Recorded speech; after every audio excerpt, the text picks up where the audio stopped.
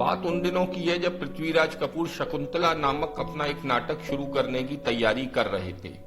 एक दिन एक लड़का उनसे मिला। उस लड़के ने गुजारिश की कि आप मुझे भी कोई काम इस नाटक में दे दीजिए।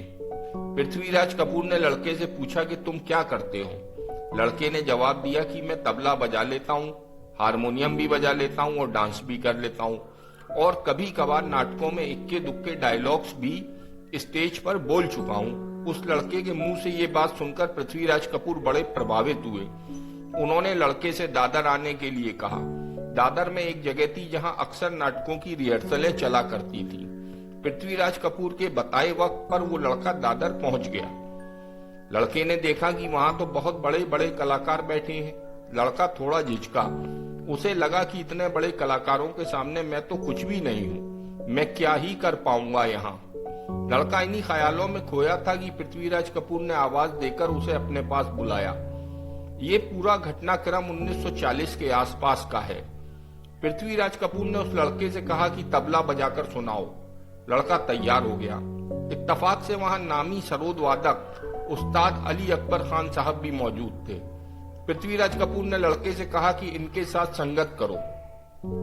लड़के ने पृथ्वीराज कपूर से कहा कि आप पहले मुझे 2 मिनट सोलो तबला बजाने का मौका दे दीजिए, फिर मैं अली अकबर खान जी के साथ संगत कर लूंगा। पृथ्वीराज कपूर ने लड़के को सोलो बजाने की इजाजत दे दी और फिर जो लड़के ने तबला बजाया कि जिसने भी सुना वो सुनता ही रह गया। खूब तालियां बजी। पृथ्वीराज कपूर भी बहुत खुश हुए।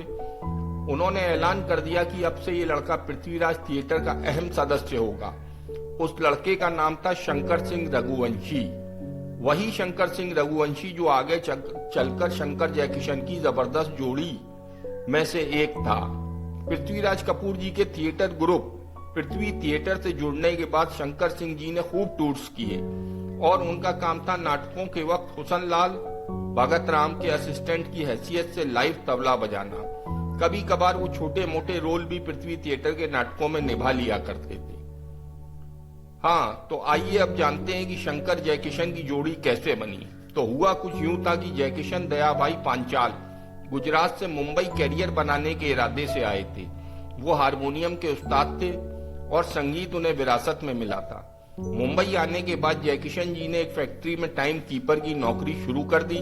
नौकरी से मिलने वाली फुर्सत के वक्त में वो संगीत जगत में नाम बनाने के लिए संघर्ष कर रहे थे। एक दफा गुजराती फिल्मों के उस वक्त के नामी डायरेक्टर चंद्रवर्धन भट्ट के ऑफिस के बाहर जयकिशन जी शंकर जी से मिले। बातों बातों में जब शंकर जी को पता चला कि जयकिशन हारमोनियम बहुत अच्छा बजाते हैं, तो शंकर जी ने इन्हें सलाह दी कि आप पृथ्वी थिएटर आ जाओ, वहां हारमोनियम बजाने वाले की जरूरत है, हो सकता है आपको वो नौकरी मिल जाए। शंकर जी के कहे मुताबिक जयकिशन जी पृथ्वी थिएटर गए और उन्हें वहां बतौर हारमोनियम नवाज रख लिया गया। अब आलम यह था कि पृथ्वी थिएटर के सभी नाटकों में शंकर जी तबला बजाते थे और जयकिशन जी हारमोनियम बजाते थे। इन दोनों का काम सबको अच्छा लगता था। एक दिन राज कपूर ने इन दोनों को नोटिस किया। राज कपूर उन दिनों अपनी डायरेक्टोरियल डेब्यू आग पर काम शुरू करने जा रहे थे। उन्होंने शंकर जयकिशन को आग के म्यूजिक डायरेक्टर राम गांगुली का सहयोगी बनने का ऑफर दिया। इन दोनों ने राम गांगुली की गाइडेंस में आग के म्यूजिक पर काम किया। इस दौरान राज कपूर शंकर सिंह रघुवंशी जी से बड़े प्रभावित हुए।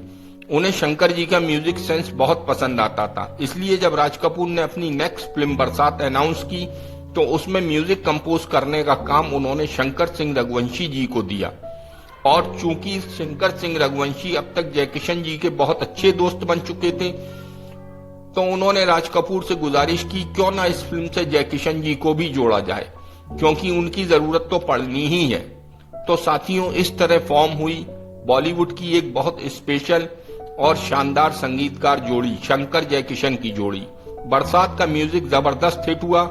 शंकर जयकिशन के कहने पर ही लता मंगेशकर जी ने बरसात में 8 गीतों में अपनी आवाज दी थी और लता जी को भी बरसात के गीतों से बहुत लोकप्रियता मिली।